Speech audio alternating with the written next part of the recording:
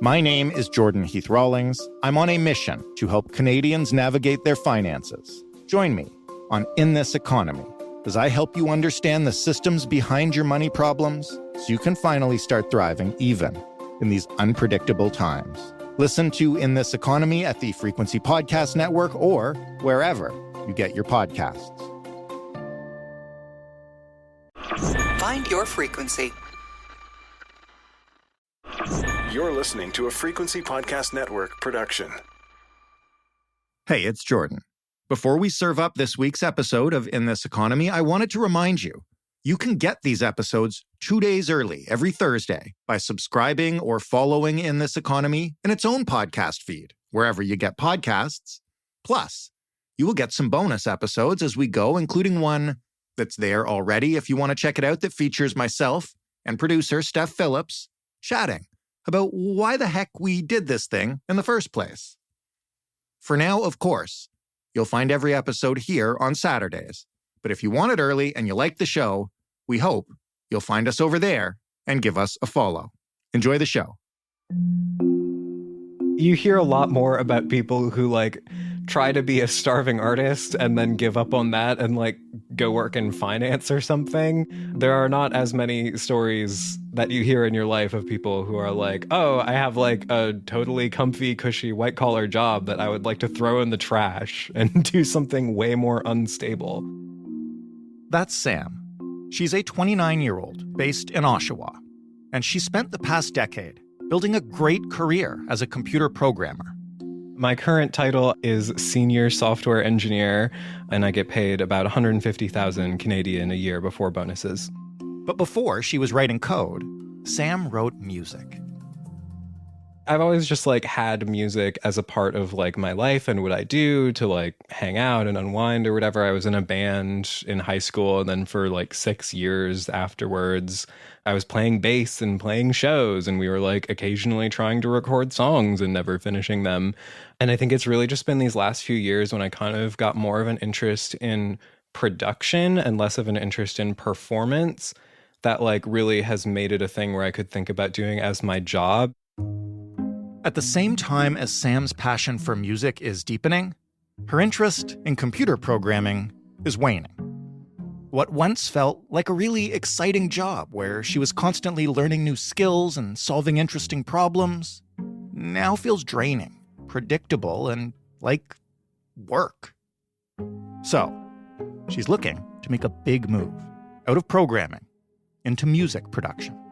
I'm sitting down at my laptop all day working, and then at night I'm sitting down at my different laptop making music. I don't really do a ton of paid work right now. I've been really focusing on trying to build a YouTube channel. I've done a few tutoring sessions for people who found me through my social presence, and trying to collaborate with other artists and just really build a production profile. Sam is ready for the artist's life, but she's not sure how to prepare for the artist's paycheck. When I think about leaving software, I think the main feeling that comes up is financial terror, because I still don't know how to turn this music thing into a replacement for a cushy white collar job. How can I manage just the plain fact that I will be making less money? That is very scary to think about. Sam wants to know, can you really quit your job and chase your dream in this economy? And if you're going to do it, how do you manage such a massive transition and such a massive pay cut?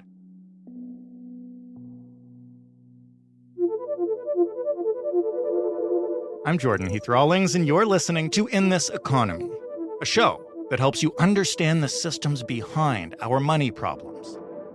Everything from grocery bills and mortgage renewals and sudden changes of career. Every episode, I'll talk to a person facing a financial challenge like Sam, and then an expert who knows that area of the economy intimately and can explain the factors behind the money and offer, if not perfect solutions, then options. Things you can do, even in this economy.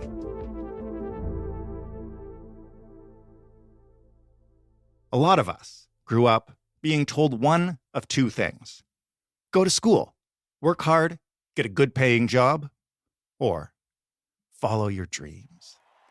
And if it was the latter, it was usually followed up with the caveat that we should probably have a backup, just in case things didn't work out in Hollywood or we didn't make it in the NHL. Fact is, most of us end up in practical fields. Hopefully, ones that guarantee a stable salary, health coverage, vacation days, maybe even a pension if you're lucky. But there are a growing number of Canadians who find themselves in Sam's position, ready to make a move into something they are a little more passionate about. As I believe the kids say, monetize their side hustle. You can find it anywhere online.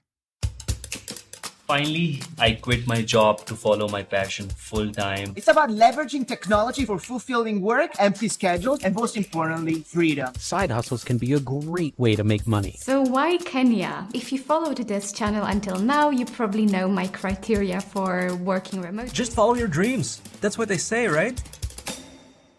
Even if your parents never encouraged you to follow your dreams, the internet will. Maybe even a little too much. Especially if you look on social media and there's this whole, movement of quit the 9 to 5. You can be able to travel and work wherever you want, have so much more free time. You can work on the beach with your laptop. I've tried. You can't do that. The sun's glare will make it impossible for you to see that screen. And also, who wants to work on the beach? Don't you want to be enjoying the beach like you're on vacation? Jessica Moorhouse is the founder of More Money Media Incorporated. She hosts the More Money podcast. She's one of Canada's leading financial educators and money experts. But before she was any of those things, she was on a different career path.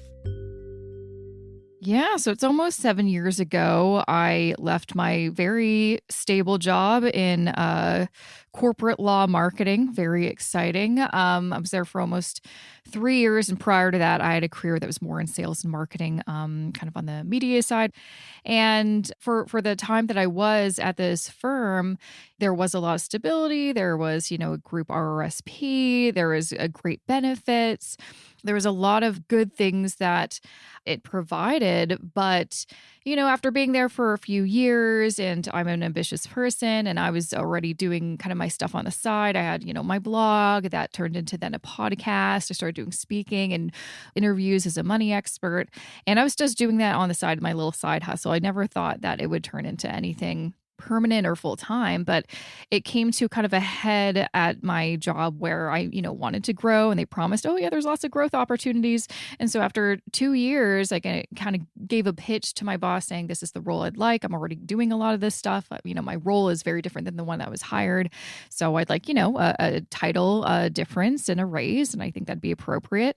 And they just kind of, dangled this carrot in front of me saying, oh yeah, it's coming. But ultimately I waited 8 months and nothing happened. And I'd already started kind of this new role that I proposed. So I was doing more work for the exact same amount of pay. And at that point, I'd already started to kind of interview for other jobs at different firms. And then I realized, what am I doing with my life?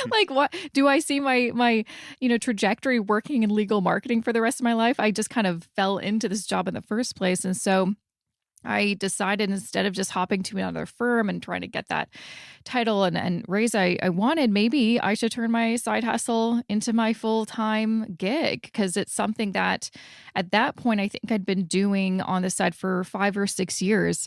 And, I spent my nights and weekends doing it. I was super passionate and excited about it. I'd also turned 30, and I think a little bit of a quarter-life crisis, and really wanted to make a big life change. And so I handed in my notice, and that was that. You mentioned all the great things about working a stable job. When you're balancing that against what you're looking at when you go into business for yourself, what made you confident that you could do it, and what freaked you out? One thing that helped was my husband had already been self-employed for pretty much the entire time that we were together. So at that point, gosh, I don't know. We've been together 15 years now. So minus 7, 8 years or something. He'd been self-employed. And so I knew the ups and downs, but I also knew how much he loved what he did. And he actually works in the music industry. And I knew it was possible, especially since I was doing something a little less crazy. I wasn't getting into the arts world. I was going into the personal finance world where there's definitely a lot more demand. There's definitely a lot more money to be made. And so that gave me some confidence. I also, was friends with a lot of people who we started as bloggers back in the day. I started my blog back in 2011. And so I got to see a lot of these people over time quit their jobs and start their own businesses. And so I had a lot of people around me that showed me it was possible. But the other, on the kind of financial side of things, because again, I'm in personal finance, money was always something that was on my mind. And that's typically really what made me stay at a lot of jobs longer than I should have. Was just I was afraid to be unemployed or underemployed because I'd experienced that before and I didn't like it. Was there anything that you didn't know or didn't expect that you found out really quickly when you made that decision and moved to make the switch? Oh, gosh. Well, I'd say one thing, I thought I'd have a lot more free time. I remember because I bought an annual pass to the art gallery in Toronto, thinking that I was going to go there like once a week during the day and have a lazy afternoon. No, I used it maybe once. So that was a big shock how, there's a saying, what was like, I quit my 9 to 5 so I could work 24/7. Like that really was true. One of the real reasons we wanted to talk to you is obviously because you've been on both sides of this. You've obviously done it yourself, but you're also, as a financial advisor and planner, working with people who make this switch. So let's talk about what it's like right now. Your experience was 7 years ago. If you had to break down the current state of the job market in Canada, the economy right now, is this a good time to quit your job and pursue your passion here in fall 2023? I'm not sure if there's ever the perfect time. I think if you wait for that perfect time, it'll never come. But in terms of, what's going on with like the overall like labor market, we're actually not in bad shape. I think a lot of people are, depending on what kind of news you read or who you're following on social media, things are expensive, interest rates, inflation, absolutely. Job market's actually not that bad. We're at pretty much the same level as 2019. So it was a different scenario in 2020, but also too, even during like the height of the pandemic, I know so many people who quit their jobs or they were laid off. And so that it wasn't their choice, but they were able to start their own businesses and are just thriving now in 2023. And so you can't really necessarily, choose the best time, but you can kind of put some things in place to prepare yourself and to make sure that it's the right time for you.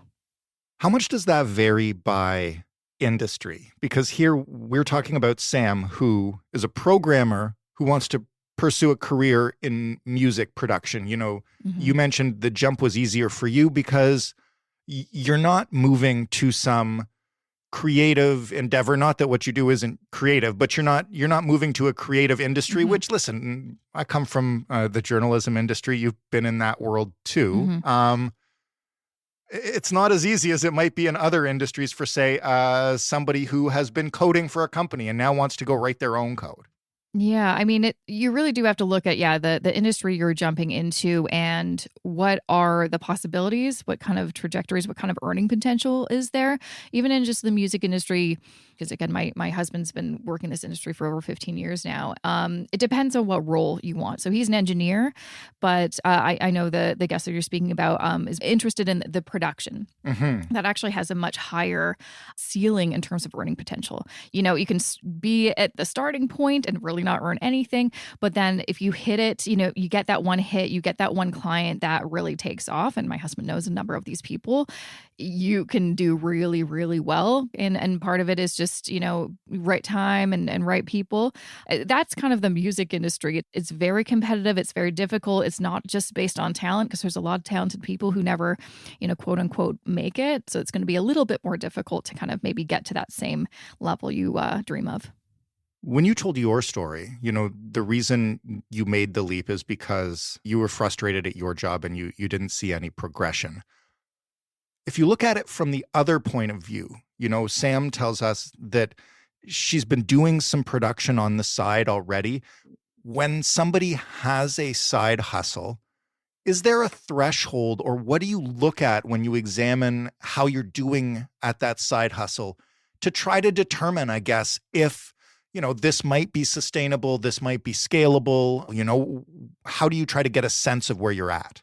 One great thing she's doing is already doing it on the side. That is 100% the best way to go. Because first you can determine, is this something that I actually like? Is this something that I can actually see myself doing every single day? Is this something that I get excited about? For me, when I was making that call for myself on when should I hand in my notice, should I wait another couple months?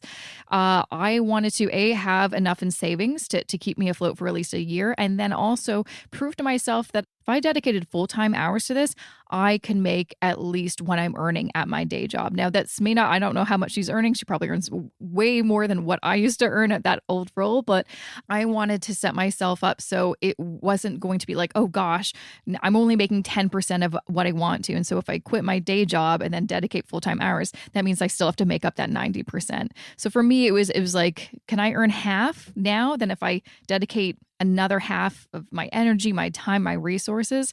Can I make up that other half? So that was my kind of benchmark, but everyone's different. And I think it's important definitely to have those realistic expectations. Look at, what people starting in the industry, starting as a producer, what do they make their first year? And kind of maybe use that as a potential kind of realistic benchmark as well. Okay, well, let's talk about it practically then. So you've got a job, you're not in a rush to quit. How do you start planning and getting ready to chase this new career path, especially if it means you're going to switch to working for yourself? If we want to start with kind of the financial side of things, a lot of people don't really know how that works technically and especially with taxes and things like that. So the best thing I would suggest is especially if you can afford it, try to find an accountant, maybe even a bookkeeper, or learn how to do all those things yourself. Like for me, I think maybe it was a bit easier, and also I was just curious about it. I did all of my own bookkeeping, accounting, except for when I filed my taxes. I did have an accountant that helped me with that. But even so, I had to do a lot of research on when did I have to register for GST, HST, and do I have to register for other provincial sales tax programs as well, depending on who I'm working with. What is the right program for bookkeeping? Is it QuickBooks or FreshBooks? I used FreshBooks for a number of years as a sole proprietor. It was very easy. But then eventually, too, when I incorporated my business, when it made financial sense to do that, I switched over to QuickBooks. And also, I just did not have the time to learn that program. So I hired a bookkeeper. And again, those are different expenses and things like that. So learning as much as you can about how to organize your finances. One book I recommend everyone reading is called Profit First. It is American, but it's still a really great kind of system and how to organize, different bank accounts for your business. You've got a profit account and a sales tax account and an income tax account. You have to separate that money so you don't accidentally spend that money. And you also want to make sure you have enough money to pay your business expenses and then your living expenses. You're going to pay yourself a salary, and how that actually operates in terms of, like your actual bookkeeping is, are you a sole proprietor, or does it make the most sense to incorporate? When you're just starting out, sole proprietorship makes the most sense. But once you're starting to earn kind of a certain level, really above 100K, maybe 125K, and you're not pulling all of the money you're earning in your business out for your personal expenses, you can leave money within your corporation. It may make more tax sense to incorporate. But you have to, learn this stuff and understand how it works. And most people don't realize it. They just think, I'm excited to get the work done, to do the work. Being a business owner is maybe 70% of the work, 30% running the business, unless, again, you get to the point where you can outsource some of that stuff. How much money should someone have in the bank before they make the leap?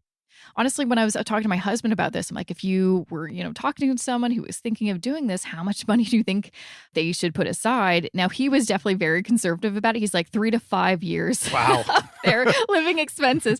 Now, Isn't I that think just in called his an mind, he was RRSP? just like, yeah. Yeah. Oh, gosh. I think he was just thinking, if you really are starting from scratch, have maybe no clients, he's like, you're not going to make any money for the first 1 or 2 years. Okay. And again, he sees this because he talks to young people, he talks to new people all the time that are breaking into the industry. And so he was just coming at it from more of that, listen, here's the worst case scenario. But, ultimately, I think that's why it's so important to try to craft a plan, start while you're still working at your day job to see how much am I bringing in from this, kind of side hustle now? And how much do I feel like if I kind of really give all my effort and all my time into it, how much can I increase that to? Now, be very conservative. Like, honestly, don't expect, oh, I'm going to, in year 2, then I'll double it. Like, it takes a few years to really see where it's going to go. But that first year is tricky because you really don't know, how much is everything going to cost? And also, too, you need to really look at your what is your cost of living? If you have a really nice job, like a programmer, you're earning good money, you might have a higher cost of living than someone who is like working at a nonprofit, for example, Right. because you have more disposable income likely. And so you may need to also take a look at, do I have to change my lifestyle and maybe find a cheaper place to live or get a roommate or, shop at different grocery, whatever. Take a look at what is your living expenses and can we cut that down? So then again, we can kind of free up some more of that money that you've put aside to pay for all the things that you need. Like I definitely was super frugal that first year. Just because I didn't want to, shoot myself in the foot and like, oh, sorry, spent all my money on something instead of being able to use that money to like invest in my business. When it's time, how do you leave your job? Should you try to get fired so you can get EI? Oh my God, no, that's a terrible idea. I have to ask these questions because people want to know. And people wonder about how to leave a job, especially if they don't like that job and especially if money is an issue. Okay, so first off, depending on how you get fired, you may not be eligible for EI. So that's the number one thing. So if you get fired for misconduct, and there's a whole list of what that actually can result in, you're not going to get EI anyway. Yeah, not fired with cause. Just make yourself redundant. Even still, like EI isn't that much money. Yeah. And also, too, when you are in the program, you have to prove that you're looking for another job. You can't start a business. They will and you'll be like, you're not eligible anymore. Yeah, you have to prove, because the whole point of EI is to help people. Oh, we're so sorry that you lost your job for a reason that it wasn't your fault, but we want to make sure we're going to give you this money to stay afloat until you find your next job. For the record, we don't recommend fraud on this program, but the question was raised when we brainstormed what people would want to know going into this. Mm-hmm. And so let's leave EI out of it. How should you leave your job? Well, I don't know if I'd suggest doing what I did, which was give 2 months notice. Part of that was I was hoping that, at some point they'd be like, wait, don't go. They never did. And so I was awkwardly working there for 2 months, which is way too long. Honestly, just give 2 weeks. And I would say, even if because I believe me, I had so many fantasies of just, burning that, office to the ground. Mm-hmm. You get in your mind of like, oh, this is so unjust. I'm so unhappy. Da, da, da. You never want to burn a bridge because you just never know who could be a client in the future. I think for a little bit, actually, I started a podcast for the firm that I was working for. And then when I left, obviously I'm like, all right, good luck. And I think they were looking for someone to edit and mix it. My husband did that for a while. And he got that gig because it didn't burn the bridge. And so it's always good to leave on good terms. Leave with grace is the best thing that I could say. Because you just mentioned not burning bridges and connections, once you have made this jump, you've quit your job, you're in a new industry now, or at least trying to be. How do you build new bridges starting from scratch? We're originally from Vancouver. And so when we moved here 10 years ago, we really didn't know anybody. So we were starting from scratch.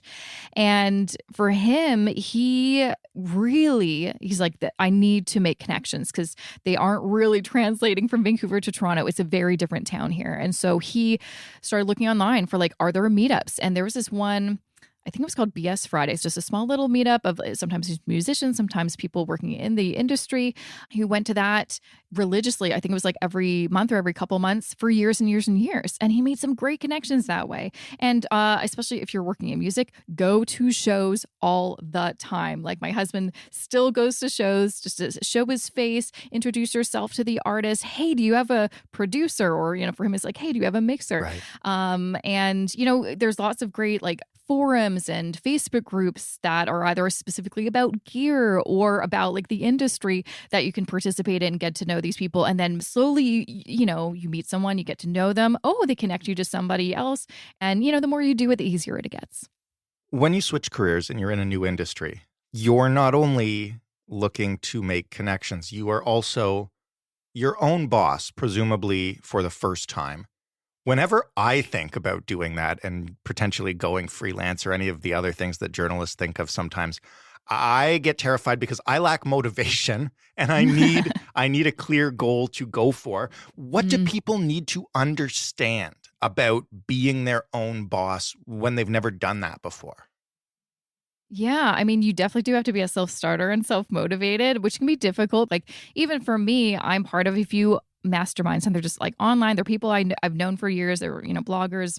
We get together maybe once a month or every, couple months just to talk about, hey, what are you working on? Just something like that. It gives you that accountability. So find ways that you can keep yourself accountable. And, working for yourself especially can be very lonely. And so having those touch points, those people that you can reach out to is probably one of the best things that you can do.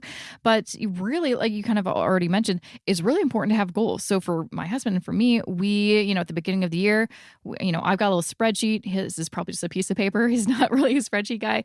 And I list all of the goals, big, that are a little bit more lofty, that I'd like to reach in the next couple years, and then maybe even break it down even more into kind of timeline. So, okay, we're going to do this in this quarter, and then the next quarter, we're going to focus on that, et cetera, et cetera. Maybe it's about, okay, I want to get 2 more clients, or I want to raise my rates, or I, really want to, get more plays on Spotify, or whatever the case, or I want to make sure I make more connections with labels and things like that. And so you've got to get that really clear, but you've got to understand, like, you are your own boss. You're the CEO, you're the CFO, you're the CMO, you're all of those. Even if that's not natural to you, it will become natural over time. Well, let's just talk a little bit more about the narrative that the algorithm's serving us. I see the same stuff on the algorithm. I see the same quit your job, follow your heart, follow your passion, monetize your side hustle, being totally celebrated. And although that's cool, I guess I want to ask, is the culture pushing it in a way that could inspire some folks to leave a really good job that they might need in a tough economy to do something that maybe is always meant to be a passion or meant to be a side hustle? Oh, absolutely. I mean, tell me about that. I mean, absolutely. And the unfortunate thing is, it's the same kind of a concept with, when everyone's like, oh, you should invest in cryptocurrency. And you're like, oh, really? Why? Oh, I know someone who made a ton of money. What you don't hear is the people who lose money, right? You never hear people's sob stories about, oh my God, I made the worst decision. You only hear the highlights. And so I think the same thing is like these people quitting their 9-to-5s that they hate and then starting their own business. If their business folds, you probably will never know because they're going to keep that real quiet. They don't make TikToks about that. Right? You only see the highlight reel. And that's part of the annoying thing too, where all this information is being pumped on social media. You just see the good parts. You don't see any of the realities, which is, like sending emails and, filming something at 10 p.m. because you have this weird deadline that you have to turn around this, piece of content, having a lot of panic, especially working in music. Dealing with your clients can be very difficult, especially artists. They are very emotional and they need a lot of hand holding and they may send you a lot of texts in the middle of the night and things like that. And so it's not glamorous at all. Like, again, I know so many people who have been doing this as long as me, and we all say the same thing. Yeah, it's glamorized online, but it's nothing like that. Like, sometimes it's boring and sometimes it just feels like a job. And that's the other kind of heartbreaking thing. I think a lot of people think, oh, this is going to be great. That saying that, if you do something you love, you never work a day in your life or something like that. It's no, sometimes it feels like work. But with that said, this is, again, why it's so important to taste test that passion on the side to see, is this a hobby or is this a career? Because those are very different things.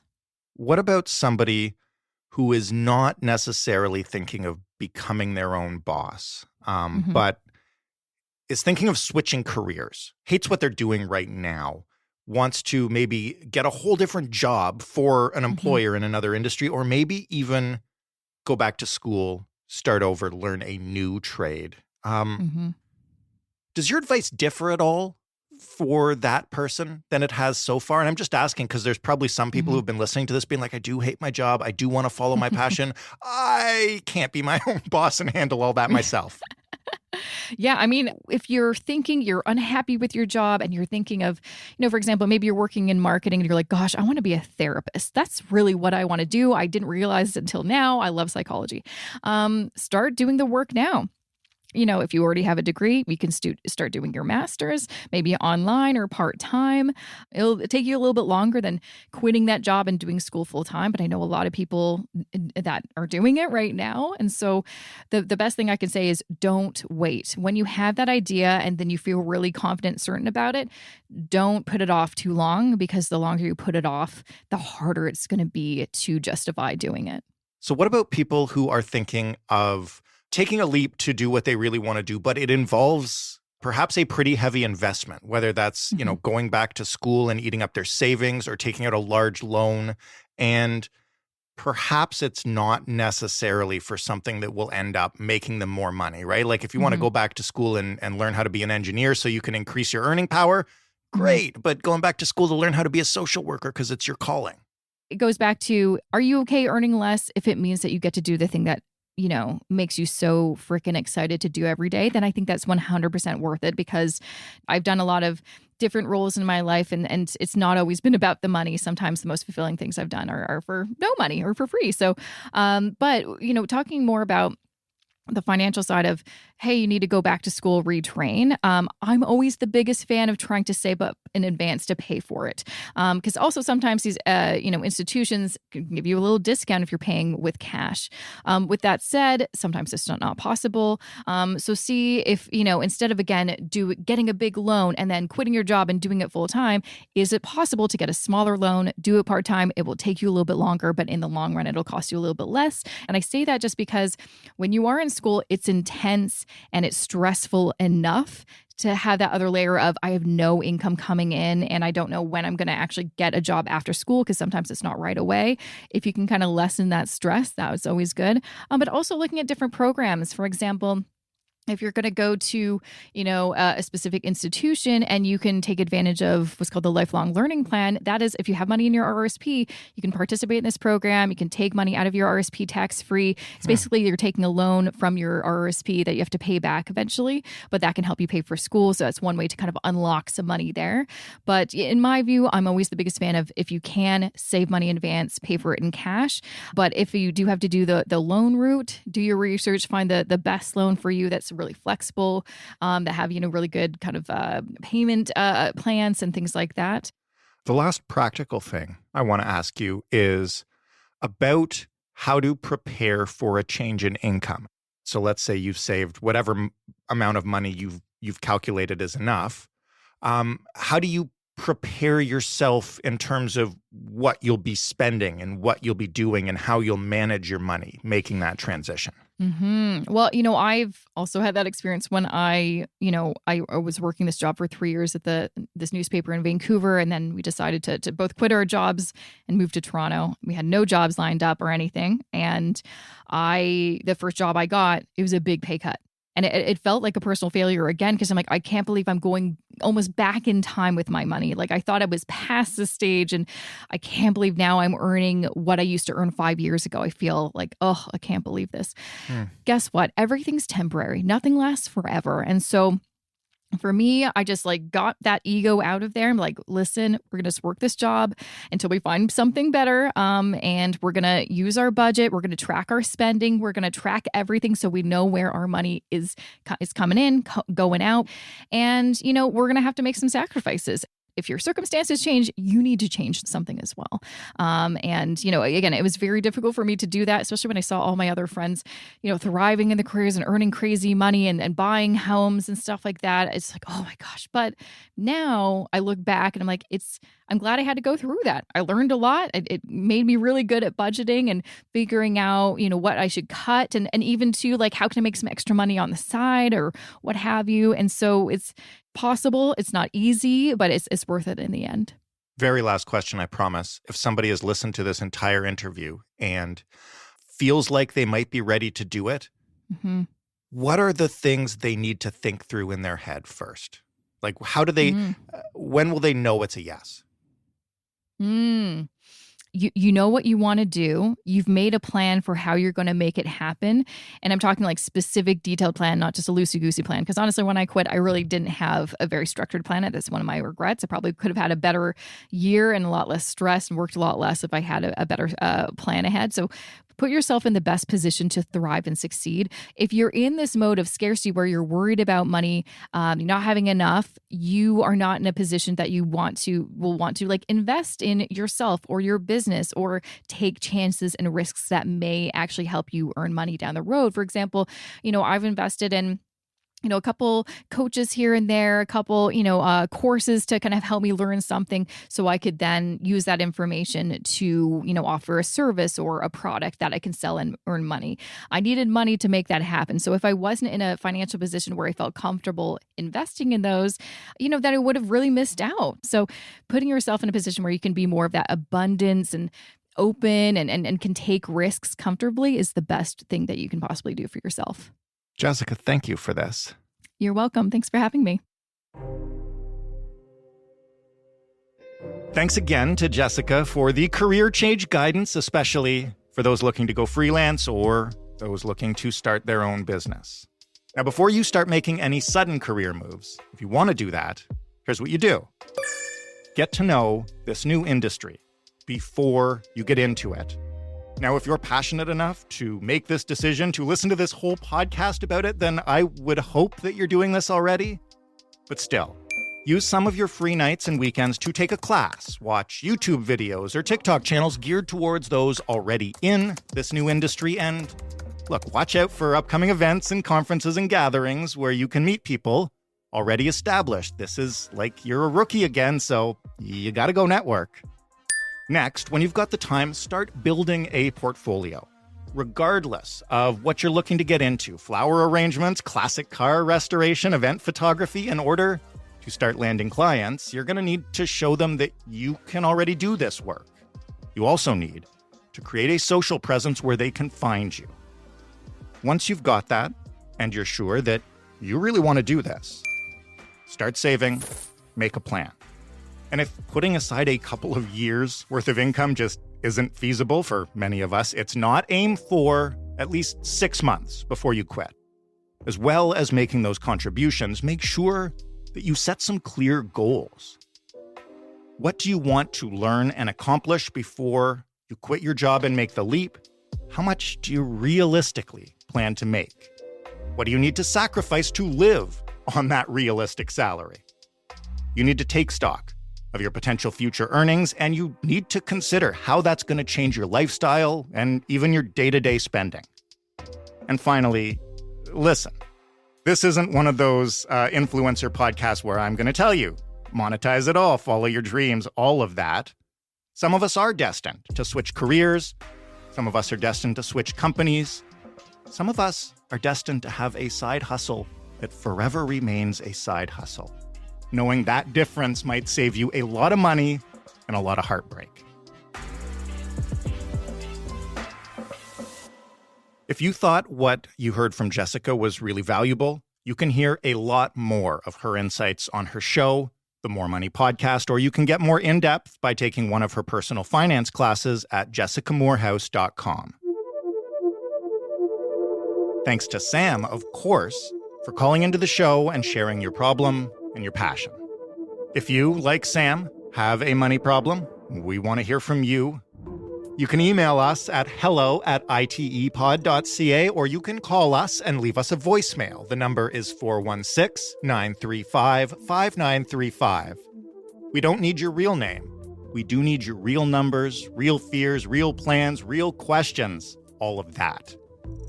You can find us on social media. We're on Instagram and TikTok at InThisEconomyPod. And if you like this show, if you want more of this show, if you want to share us with anybody, we would love that. The best way to help us out is by rating, reviewing, sharing, subscribing, following, whatever your favorite podcast app asks you to do. I'm your host and your executive producer, Jordan Heath Rawlings. This episode was written and produced by Ali Graham. The sound design was done by Robin Edgar. Story editing by Stephanie Phillips. Mary Jubrin is our digital editor. Diana Kay is our manager of business development. And together, we are the Frequency Podcast Network. Thank you again for listening. We'll talk to you next week on In This Economy.